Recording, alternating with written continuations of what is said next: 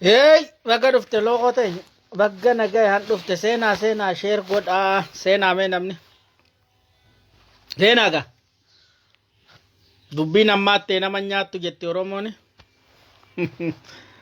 seenaa walii dabarsaa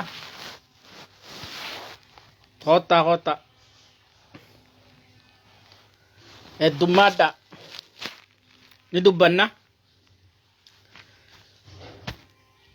dubbanna gaa bakka itti usnu qabnu aanaa boruu baga nagaan dhufte galatoomi ol seenaa tattaa waa xiqqooti dubbanna gaa haala yeroo sabni keenyaa fi qabsoo teenyaa fi ummanni keenyaa irra jirurraa waa jejjenna ancufni edaa galaanaati jenneetuma waada darbanna callisnee hoggaa garaa if dadhabne dirqama dubbanna seenaa sheer godhaa walii dabarsaa haalli biyyattiin Itoophiyaa keessa jirtuu fi haalli sabni keenya ummanni Oromoo keessa jiruu fi haalli qabsoon teenya keessa jirtuu fi hawaasni Oromoo bal'aan akkam keessa jira haala yeroo kanaa wajji deemuu ummanni Oromoo akkam maaltu irra jira kajuu wal qabsiifneeti waliin dubbannaa jechuu waa afran kana sheer godhaa seenaa heddummaadhaame sheer godhaa seenaa heddummaadhaa waliis dabarsaa Oromoon silaa waa takka qofa wanni karaan isa baasu walaa dhiisee amma silaa haalli jiru yaanni Oromoo dhiiraa dhalaa xiqqaa guddaa beekaa wallaalaa gar tokkotti luucca'ee jira gar tokko luucca'ee jira yaadaan luucca'ee jira garuu hoggansa hujitti hiikuu nu barbaachisa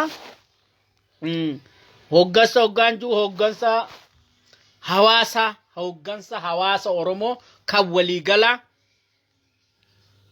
dhaaba fedhees dhaaba kana dhaaba sanii miti amma Oromoo wanni barbaachisusi bakka bara dhaabaa bira kunne bara aktivistummaa bira kunne bara hayyootaa bira kunne hoggansa waliigalaa ummata Oromoodha yeroo ammaa isa barbaachisa namni mataan qabne bakka dhaquun qabu sabni kaayyoo fi akeeka dhaabaan hin hoogganamnes qabsoon isaa xumuran qabdu galiin qabdu kanaaf dhaaba ni qabna kabiraa yoo dhabne dhaaba waraana bilisummaa Oromoo waraana bilisa baasaa ummata Oromoo qabna waraanninis akkas ta'uu qabaasi waraana bilisa baasaa ummata Oromoo waraana dhaaba tokkooti miti adda bilisummaa Oromooti miti ka abaa'oo tokkoomeeti miti ka kaafaa'ooti miti ka kaawaa'ooti miti waraana bilisummaa Oromoo qofa carraan ummanni Oromoo amma qabuu jechuudha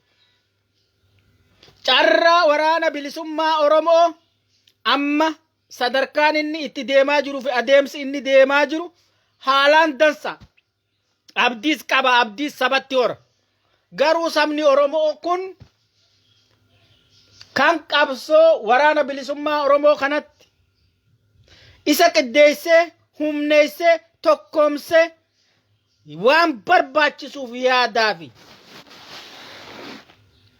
yaadaa fi diinagdees ummata Oromoo hiriirsee hujitti hiiku taa'ee waleegu jiraa jechuudha bakki tanaan hirrinni saba Oromootii fi qabsoo Oromootti jiraa kana akkami furuu dandeenya maaliif teenyee eeyna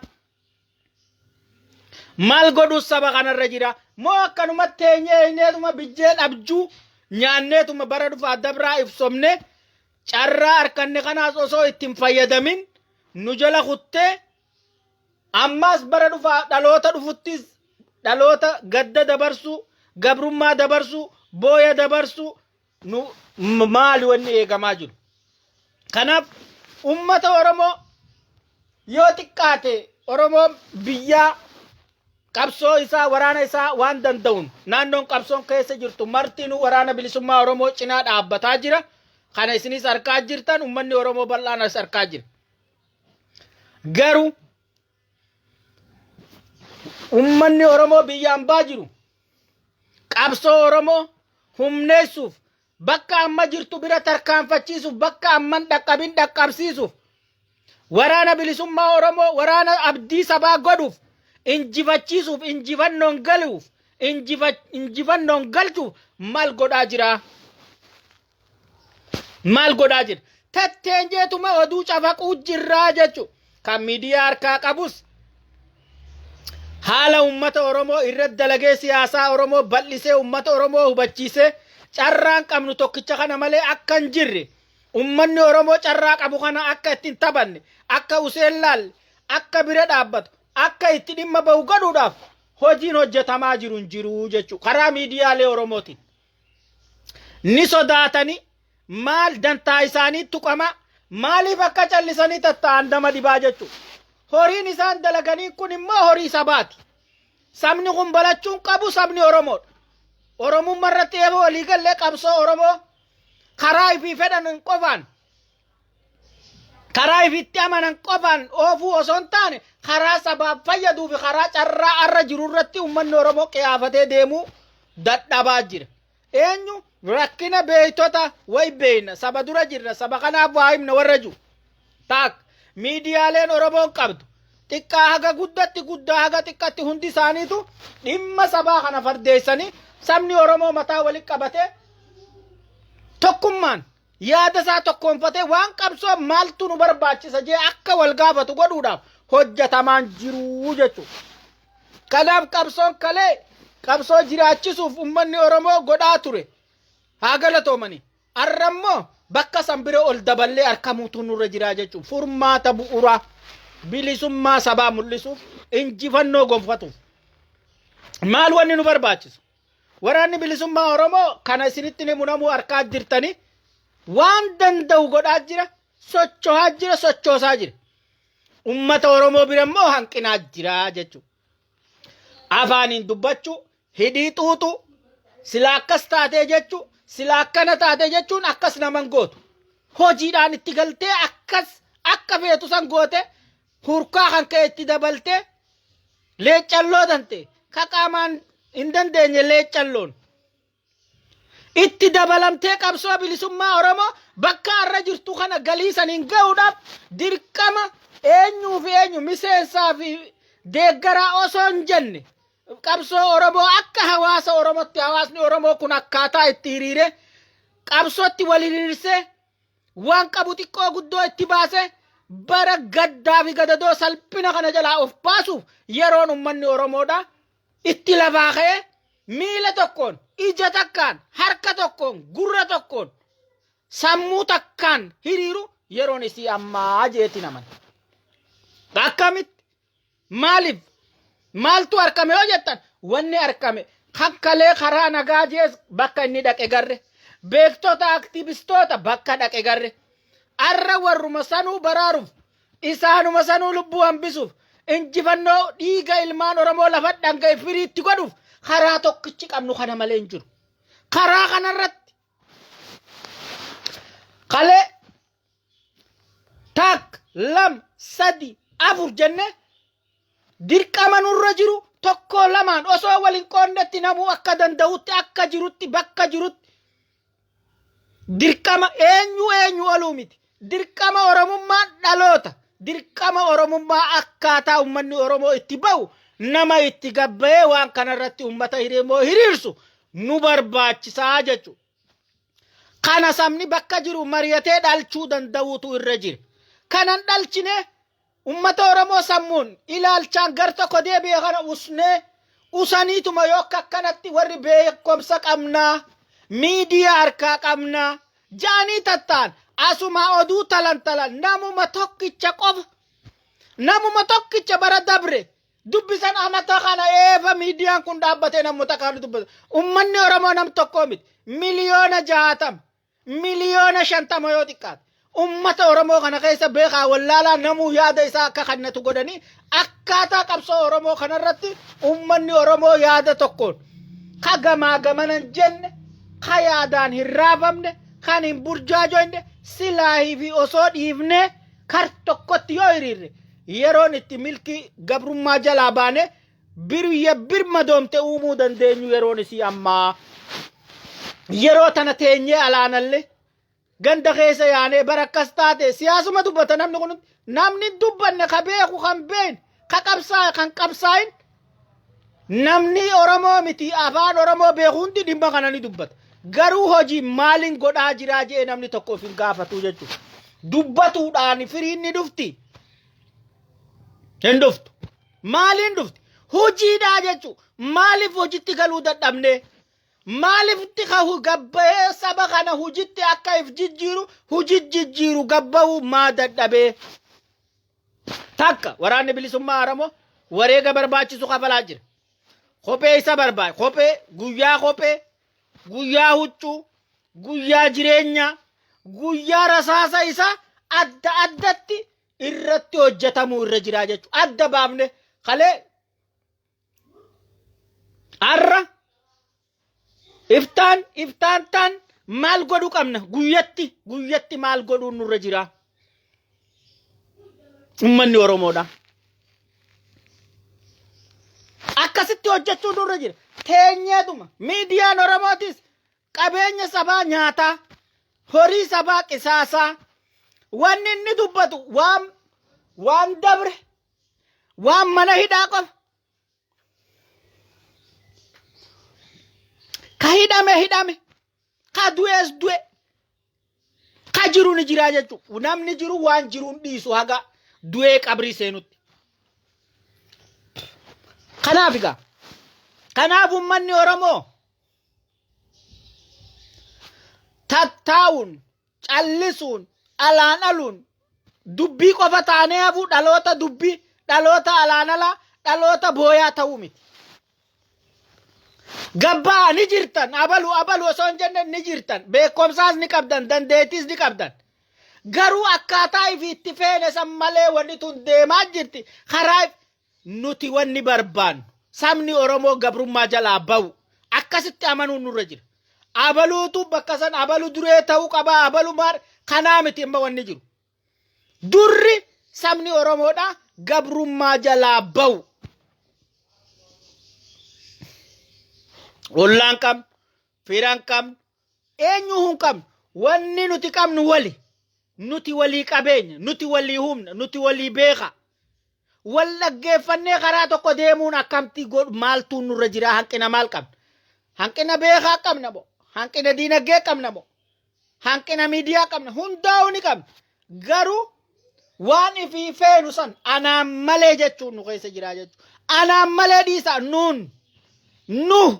nuti ummanni Oromoo beeka nuti ummanni Oromoo qabaata nuti ummanni Oromoo goota waa hundaa'u ta'uu dandeenya waa hundaa'u godhuu dandeenya akkasitti amannee bakka jirru carraan nuti qabnu tokkicha kana carraa kana dabarraan carraan keenya hin jiru kanammoo dabruu teenyee walirratti eeguun qabnu bakka jirru socho'uun nurra jira eenyu waraana bilisummaa Oromoo bira ummanni Oromoo dhaabbatu irra jira teenyee alaanaluu miti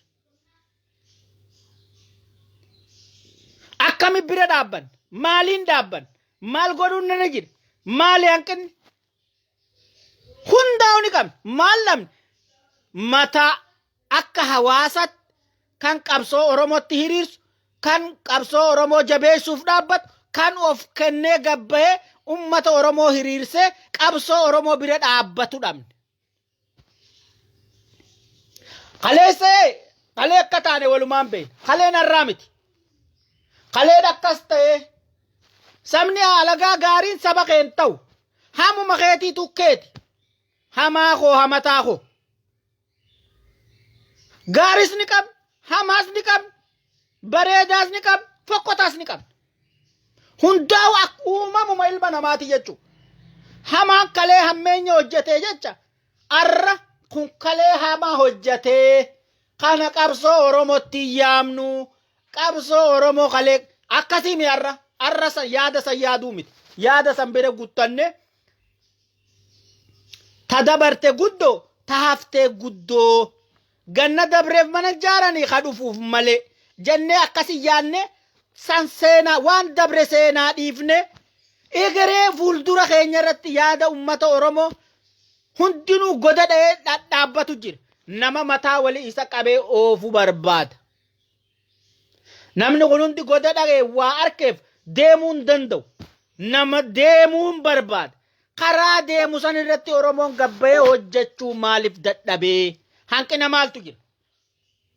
Beektota Oromoo, hayyoota Oromoo, hawaasa Oromoo, dubartii Oromoo, dhiira Oromoo guyyaan siyaamee jiraa jechuudha. Namni irra eeydu hin jiru.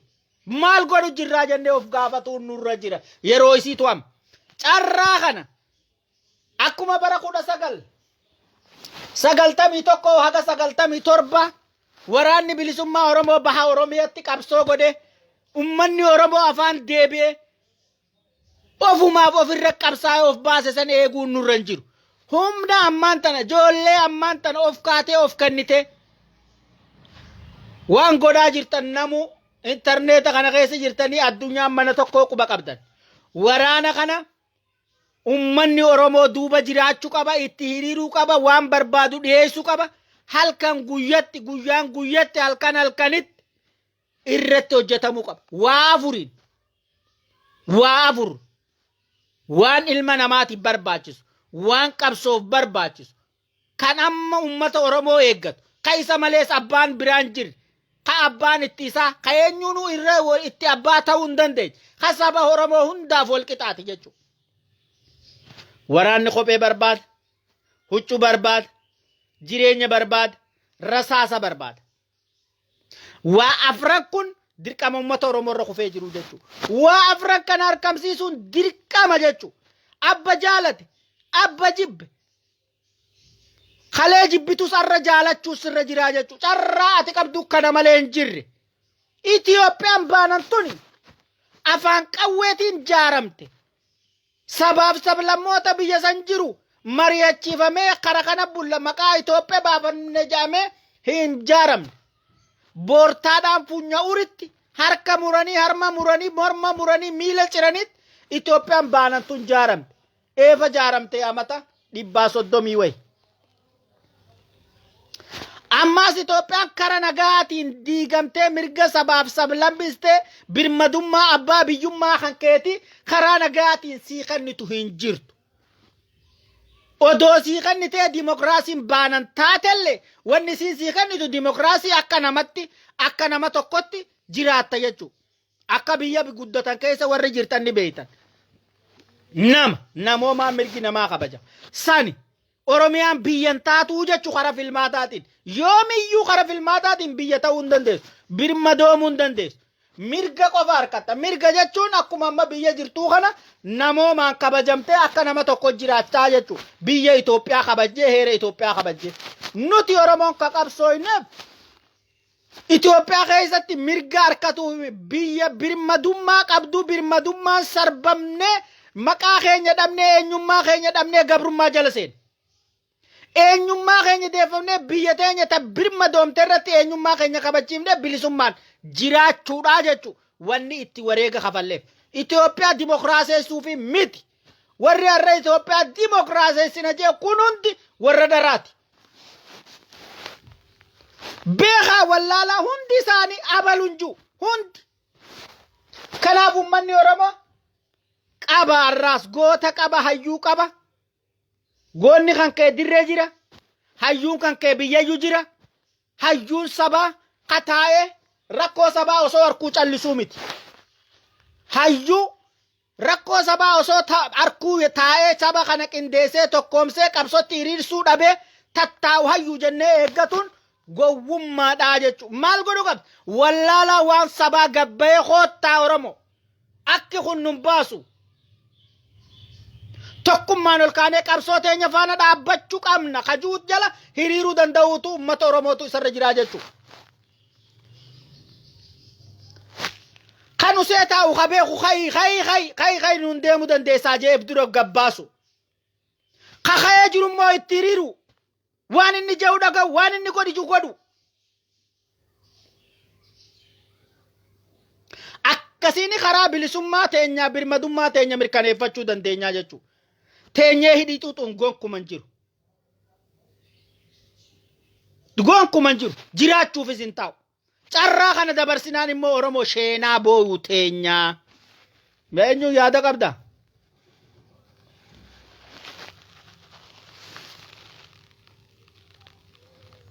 Falmattu Ahmad.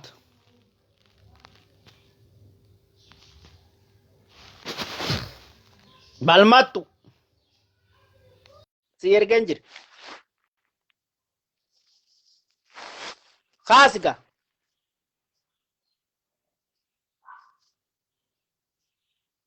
Kanaaf uummata Oromoo hin taa'ina, hin raftaniin bulina, teessaniin olina. Wanni amma godhuu qaba. Salphina keessaa ba'u, abbaa biyyaa ta'u, birmadummaa Oromiyaa mirkaneessu, Itoophiyaa dhabamsiisuuf lafaa kaanee hidhachuun nurra jira. Lafaa kaanee dhaabbachuun nurra jira. Ummata akka loonii nun geenyeen gabroomne jechuun horii harreen bulchitu jechuun Itoophiyaa jechuun ummata harre. Itoophiyaan baanantuun hin jirtu. Boortaan dhufte jallaa keenya akka qottoon baantu. Qottoon nufittee jennaan jallaan keenya keessa jiraa jedhan jaarsi muka. Kanaaf jallaa keenya sirreessuuf humna taanee as ba'u tokkummaa keenya ummatu hawaan ummanni Oromoo jiru wixii itti muruu dide wixii itti muruu jechuudha. Oromoon uuma qabdi heera qabdi. Heera keenyatti yoo dhimma baan sirna biraa heera biraa nun barbaachisu.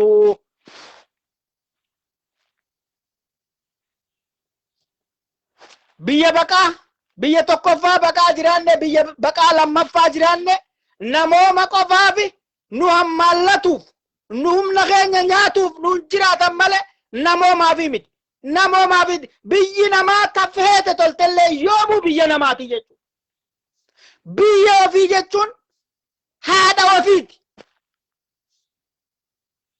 Wanni bilisummaa gaan jiru kabajaan ati namni biyya qabu birmadummaa qabu biyya ambaa keessa jiru qabuufi sadarkaan ati itti ilaalamtuufi sadarkaan nama gabrummaa jala jiru itti ilaalamuu waladda jechuudha. Kana hubatuun durra jiraa jechuudha. Beeytonni Oromoodha. Karaa nagaa waan jiru awwaalaati dhagaa irra guuraa bira kuta. Hin jiru karaan nagaa haasiin nu ga'e kan.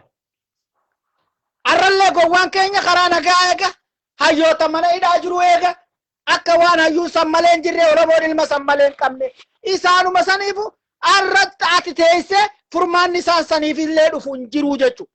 Saba kabajaa qabu sodaatamu nama isaa saba tuffatame beekaa isaa hayyuu isaa duree isaa mana hidha galchanii akka fedhan godhanii jechuudha. Akka fedhanitti harambachaa dhiitan. Beekaa kee ajjeesanii hayyuu kee hidhanii kaan biyyaa baasanii tuffii uummata Oromootiif qabaniif malee uummata saba sodaatamaa saba kabajaa qabu yoo taate beekaa keen ajjeesan hayyuu keen hidhan. Kana kabajaa kanaan haga yoomit jiraanna jettaniiti namuuni du'a ni duunaa jechuudha. Nama du'a ooluun jiru addunyaa kunoo kaduma hamimmidee irra du'e kan namuuni du'aa jechuudha. Garuu saba keetiif duun seena qabdi ati hin duune. Saba kee birmadummaa jalaa baasuuf baaftee duun saba kabajaa qabu jechuudha. Yoomillee duutullee ulfina qabda. Rabbi biratti illee sadarkaa qabdaa jechuudha.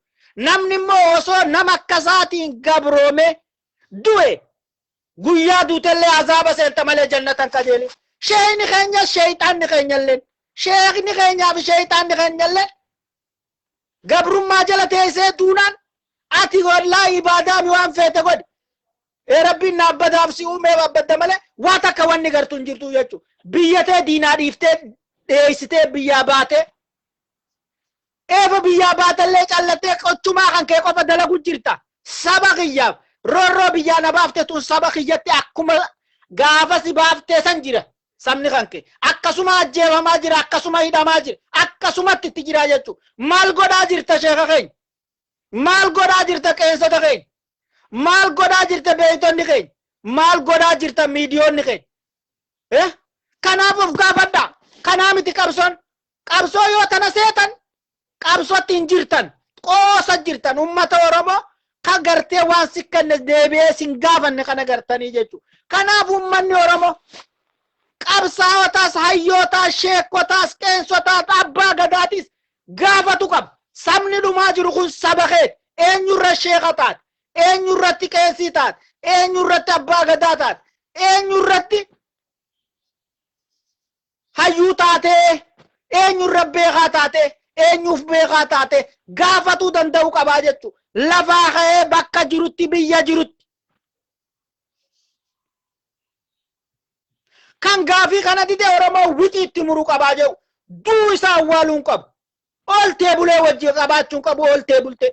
Salaam aleikum yotti jechuun hin qabu. Namni guyyaa kanas arraan tana ka'ee saba Oromootiin dhaabbanne, waraana bilisummaa Oromoo bira dhaabbanne jechuudha.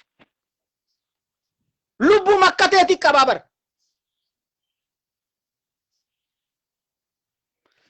Kanaaf gaa akka walli sun teenyu akka itti callistan kun tokko isin baasuun taa'uun jenju jechuudha. Wal gingilchina gabbaane walirratti ol kaana jechuu amma booda.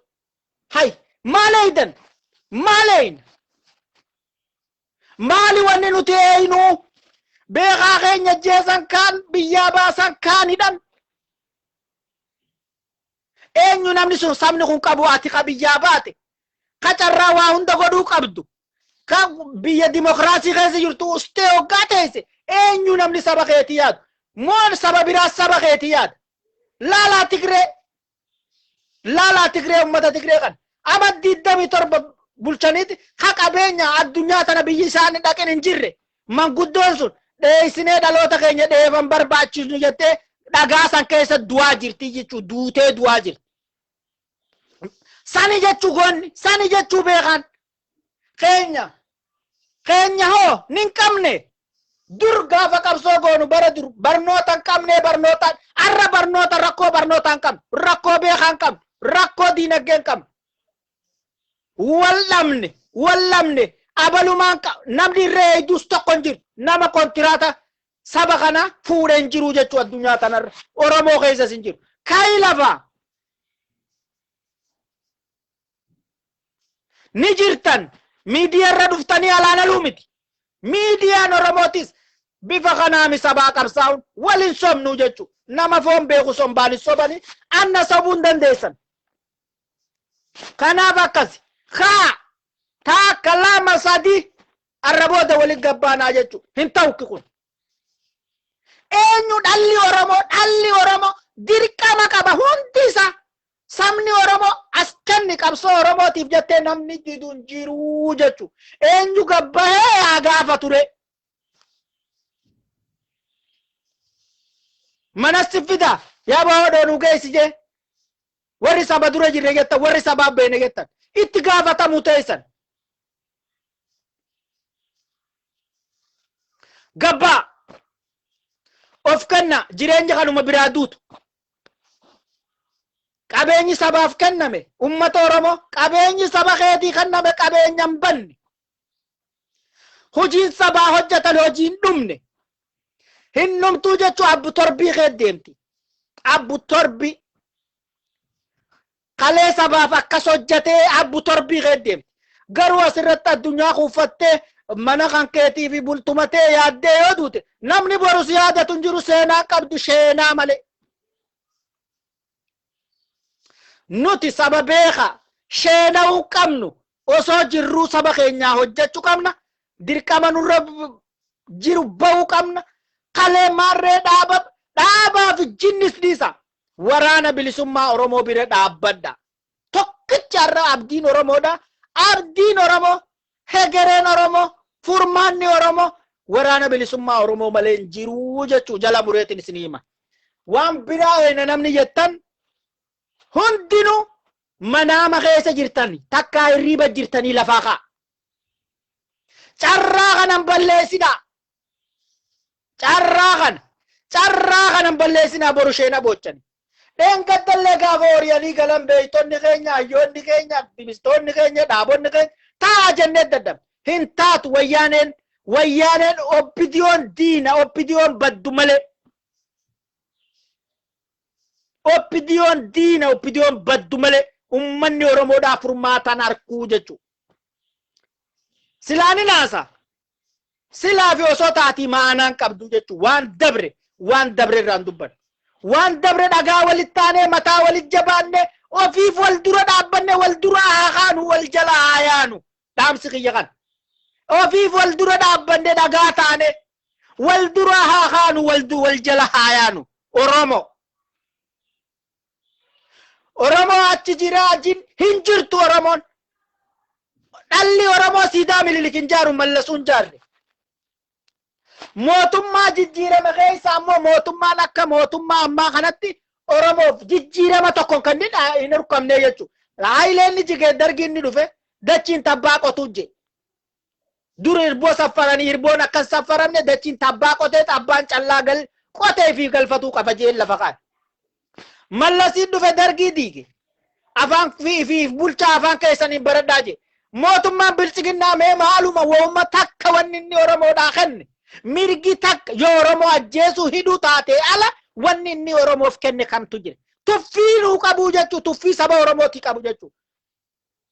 Tuffii tanammoo hattu yoo siin jaanan na dhiiftee falmattaa jechuu. Tuffatamaa yoo taate falmatteeti tuffii keessaa obbaafta jechuu. Namni sin baasu teesseen baatu odeessiteen baatu irree keetiin baataa jechuu itti haxooytee laal mataa isaa facaaftee garsiiftee gogombiftee irraan tarkaanfattee. Akkasitti eenyummaa kan kee maalummaa kan kee mirkaneessitaa jechuudha. Hayyee osoo teenyu beekas osuma qabnu qabeenya osoo qabnu habashaa yartuun horii fi harree fi siin gosa takka ummata uumaan beeyne 25 saantim yoo jetteen hin beeku abbanni habashaa sumunii malee 25 saantim ummata kanaatu deebi'ee nu bulchuu deemaa jechuudha. Osoo piroofeesarri meeqa jiru osoo dooktorri meeqa jiru osoo miidiyaan meelala miidiyaa habashaa qaama Oromoo kana siyaasaa Oromoo tana gingilchee akkatti walitti suphu jira jechuudha facaase miidiyaa numa qabna maal dalagu jira garaan na gubatee jira jechuudha. Qadaddeetiin dadhabee afaanuma habashaa sanii nu naatutu deebisaa kan naanna dhaleessaa jeeni namuma tokko hawa bakka dhiitee bariitee malee waan takka hin beekne fuudhanii jirre nu dhaleessanii jechuudha. Yaa akhi horii sobat dubbadhaa namni dachii nama jalaa maru hin jiru. Wanni dhufaan jiru jechuun akka feete soo dubbatte jabaattu du'a baruu sin ooltu numa bubbulta malee namni ardii tanarra waaruun jiru maali wanni sodaan wanni dudaatan du'a ta du'arraan oolles du'a maali wanni nuti sodaan haga yoom amma fa beektonni keenya haguma kalee dubbatanu eeba Jowaar Mahammadii fi Abdii Raggaasaa gammachuu ayyaana afaan hidhamanii warri ala kana jiru ka miidiyaa hojjetu ka ala kana duraa waaxiin dhalullee sodaatan maali bilchiginnaan maatii teessan dhukkee irraa kaafnaa mee babba takka waa'ee keenya dubbadhaa kajuun kana sodaattanii Oromoo kaduu sun saba keessanii meellaan maatiin teessanii fi uummanni Oromoo isinitti adda kaduu jiru suni obboleessa keeti taduu jirtu sun haadha teeti abbaa keeti obboleessa kee obboleettiteeti jechuudha. Maatii Oromoon tokko kudha jahan Oromoodha. Kanaaf gabbaa akki kun sirrii miti. Akkana wal erganii wal duubaa hafanii bilisummaan dhuftuun jirtu. Ammaaf asuma irratti dhaabaa galatoomaa sheer walii godhaa walii dabarsaa galatooma almaan ayya. Wilii sun taa'u galgala irraan isin bombii gaddiisu ta'a. Haa warri dubbiin laaltu tokko tokkooniin maqaa keessanii wajji gagguuraa jechuu yoo dustan dubbadhaa gabbaa saban tuffachiisina galatooma.